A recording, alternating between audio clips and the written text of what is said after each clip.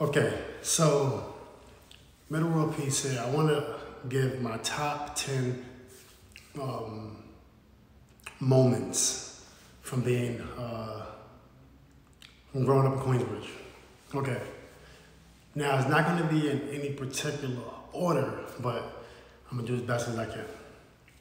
So the first moment would be hearing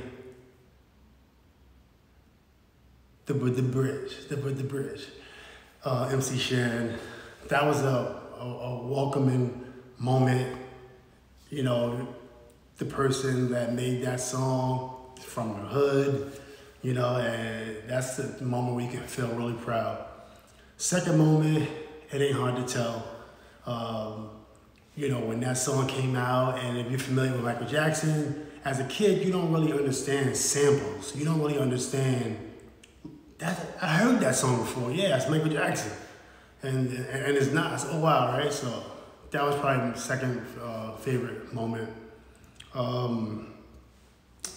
Vern Fleming not making it to the NBA, because when he made it to the NBA, I was still young. I still didn't even know that, you know, somebody from my neighborhood made it to the NBA. I was too young to even understand what that meant. But when you get older, it's like, oh wow, we got somebody from the hood in the NBA. So Vern Fleming making it to the NBA, or even playing in the NBA and then playing on the Olympics. Vern Fleming played in the Olympics right from my block, and his niece has a baby with my cousin, right? So as you get older, it's so many things that's starting to, you know, come together and starting to make sense. Like wow. So Vern Fleming being in the NBA, and then another good moment I would say is other players from the neighborhood making it to the NBA. Sean Green played for the Indiana Pacers. Vern Fleming played for the Indiana Pacers. Metta World Peace played from the Indiana Pacers. And I bet at one point in time, we all ran because somebody was shooting during a basketball game. I bet we all experienced the same things, right? Also, Ronnie Williams had a tryout with the Celtics, which was really, really amazing. Javed Mead, he had a tryout for the Indiana Pacers. Amazing. My next favorite moments after that would be the rappers, right? So I'm gonna group all this. I'm gonna group this one in one. So CNN, Mobb Deep. I would say CNN, Mobb Deep, IM3. Even though Mobb Deep has had the most successful career out of any group from Queensbridge, for me personally, these artists are very special to me. Like, you know, more collectively, right? So when I think of the IM3 album, or if I think of a Mobb Deep Murder Music album, something like that, and if I think of a Screwball album. Then if I put with a Cormega album, you know, these are just classic albums, and then I'll add a Tragedy album. And so when you talk about all that music and just knowing this is where we from, Roxanne Shante, singles, solos, you know, when you talk about that, it is a very special moments and time and thought process and everything. So those are very special to me. Then I would have to say some other special moments in my history in Queensbridge. Being able to be, I would say, in my community, from St. John University, and then I say, I announced that I'm going to the NBA. You know, that was pretty special, you know, because although we had people that made it before, this is a little bit different, because this is like, you know, I'm here now, and all my boys is here, you know, and they know it's gonna be a hell of a ride, especially if you was real tight with me. You know, we had a hell of a ride. right? Like we make it, we making it to the NBA, right? So that was really special because, you know, you work so hard in these, under these circumstances, in this terrain of being in the hood. And you want to make sure you stay on the right path and not get into trouble, right? And then to say I'm going to the NBA, that was pretty special.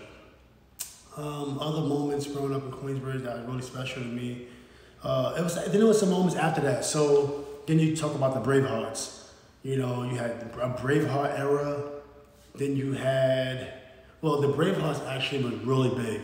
And then because then you also had the 41st Side album era, right? So that was actually a really big album too. So, you know, and it just was an extended act of proudness and that pride that we have coming from Queensbridge.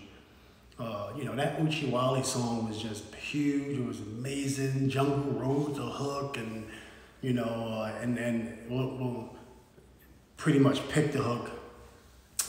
Maybe he wrote it also, you know, and that was a point in time where Queensbridge was back because Nas was always there, Mobb was always, they was consistent, and they kind of plateaued. They was always going to sell 1 million. Nas was always going to sell 1 million records, sometimes 3 or 4, and then not, you know, the Mobb was always going to get to 1 million sometimes, and then, you know, 700, 800, and consistently you're going to do that, right? And then when Uchi Wally comes out, it's like, oh, we have another, some more life in us. So that was pretty cool. That was a hell of a moment, you know, in Queensbridge history for me.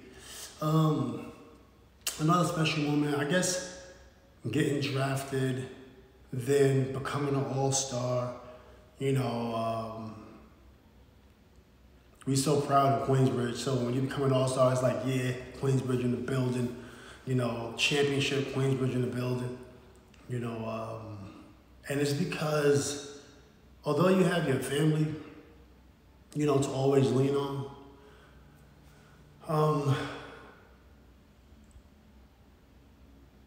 When you're a resident,